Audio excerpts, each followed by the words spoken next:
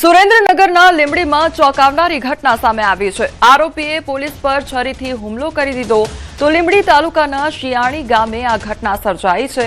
શિયાણી ગામે રીકન્સ્ટ્રક્શન દરમિયાન હુમલો કરી દેવામાં આવ્યો છે। સ્વ બચાવમાં પોલીસે આરોપી પર ફાયરિંગ કર્યું હોવાની ઘટના સામે આવી છે। તો મારામારી તેમજ તડીપાર આરોપી દેવરાજ ઉર્ફે બુલ બોરાણા દ્વારા પોલીસ પર છરી વડે હુમલો કરતા પોલીસ કર્મચારીને ઈજાઓ પહોંચી છે। પીએસઆઈ દ્વારા પણ સ્વ બચાવમાં આરોપી પર ફાયરિંગ કરવામાં આરોપીને ઈજાઓ પહોંચી તો આરોપીને પગમાં ગોળી વાગતા ઈજાઓ પહોંચતા સારવાર અર્થે હોસ્પિટલ ખસેડવામાં આવ્યો છે। તો બીજી તરફ ઈજાગ્રસ્ત પોલીસ કર્મચારી ધર્મેન્દ્રસિંહ પરમારને સારવાર અર્થે હોસ્પિટલ ખસેડવામાં આવ્યા છે। અહીંથી ડિસ્કવરી અને રિકન્સ્ટ્રક્શન માટે થઈ લીંબડી પોલીસની ટીમ અને અમારી ટીમ સાથે રહી અને રિકન્સ્ટ્રક્શન માટે એને શિયાણી ગામે લઈ ગયા હતા।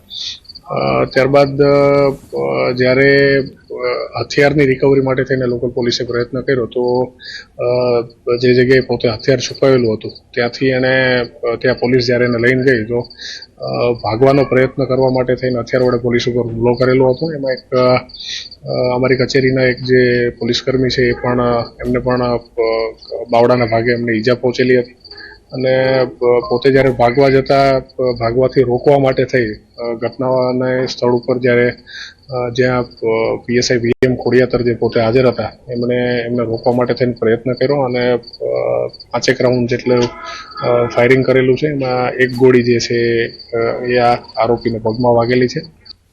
તમારી સાથે હાલ સંવાદદાતા અક્ષય જોડાઈ ગયા છે। અક્ષય, જે આરોપી છે તેના દ્વારા પોલીસ પર હુમલો કરવામાં આવ્યો હતો અને ત્યારબાદ પોલીસ દ્વારા સ્વ બચાવમાં ફાયરિંગ કરવામાં આવ્યું, આખી ઘટના કયા પ્રકારે સર્જાઈ હતી?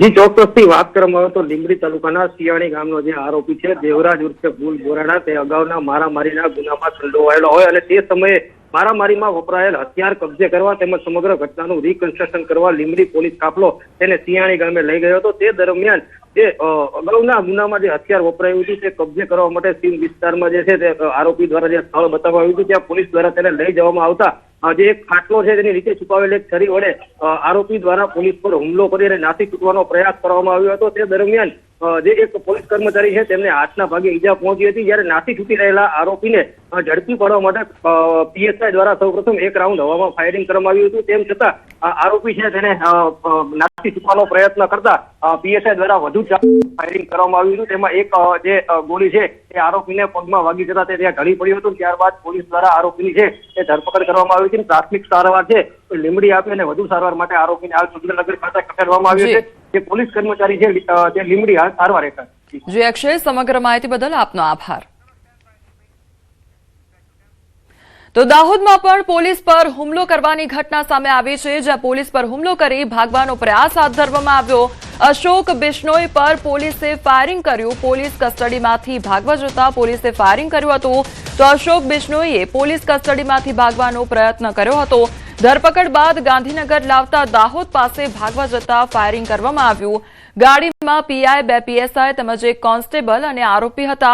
આરોપીએ ડ્રાઈવ કરી રહેલ પીએસઆઈના ગળાના ભાગે સીટ બેલ્ટ બાંધી ભાગવાનો પ્રયાસ કર્યો હતો તો એસએમસી આરોપીને સીટ બેલ્ટ નહીં છોડતા પોલીસ દ્વારા ગાડીના અંદર 6 રાઉન્ડ ફાયરિંગ કરવાની ફરજ પડી હતી। રાજસ્થાનના રહેવાસી આરોપી અશોક બિશ્નોઈ પર ગુજસીટોક હેઠળ એસએમસીમાં નોંધાયેલા છે ગુના। તો હાલ આરોપી ઇજાગ્રસ્ત હોવાથી દાહોદના ઝાયડસ હોસ્પિટલ ખાતે ખસેડવામાં આવ્યો છે।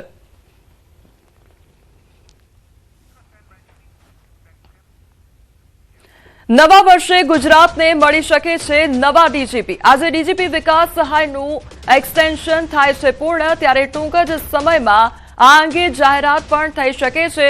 નવા ડીજીપી માટે હાલ 3 નામો રેસમાં છે। તો નવા ડીજીપી ગુજરાતને મળી શકે છે। નવા વર્ષે ગુજરાતને નવા ડીજીપી મળી શકે છે અને અત્યાર સુધી 3 નામો ચર્ચામાં જોવા મળી રહ્યા છે। તો આજે ડીજીપી વિકાસ સહાયનું જે એક્સટેન્શન છે તે પૂર્ણ થાય છે, ત્યારે ટૂંક જ સમયમાં આ અંગેની સૌથી મહત્વની જાહેરાત થઈ શકે છે। નવા ડીજીપી માટે હાલ 3 નામો રેસમાં છે, પરંતુ આખરે કોનું નામ સામે આવે છે તેની નજર સૌ કોઈની છે। ત્યારે નવા વર્ષે ગુજરાતને હવે નવા ડીજીપી મળી શકે છે અને થોડી જ ક્ષણમાં તે અંગેની જાહેરાત પણ થઈ શકે છે।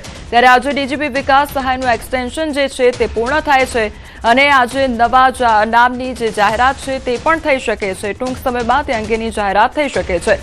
સંવાદદાતા ગૌતમ અમારી સાથે જોડાઈ ગયા છે। ગૌતમ, નવા ડીજીપી મળી શકે છે? કોના નામ અત્યારે રેસમાં છે? જી બિલકુલ મહત્વની વાત એ છે કે જે ડીજીપી જે અત્યારે હાલ વર્તમાન વિકાસ જે છે તેમનો કાર્યકાળ પૂરો થયો છે. તેમને અગાઉ એક્સટેન્શન આપવામાં આવ્યું હતું અને 6 મહિનાનું એક્સટેન્શન તેમને મળ્યું હતું અને ત્યારબાદ હવે નવા ડીજીપી તરીકે KL રાવની નામ જે છે તે ચર્ચાઈ રહ્યું છે. એટલે કે ટૂંક સમયમાં તેની જાહેરાત થાય તે પ્રકારના એંધાણ વર્તાઈ રહ્યા છે અને તેમને આ ચાન્સ મળે તે પ્રકારની આશા જે છે તે સેવાઈ રહી છે. જોકે અગાઉ પણ તેમના નામની ચર્ચા જે છે તે ચાલતી હતી, પરંતુ આજે જે એક્સટેન્શન પૂરું થવા જઈ રહ્યું છે ત્યારે તેમના નામની જાહેરાત થાય તો નવાય નહીં. જી ગૌતમ, સમગ્ર માહિતી બદલ આપનો આભાર.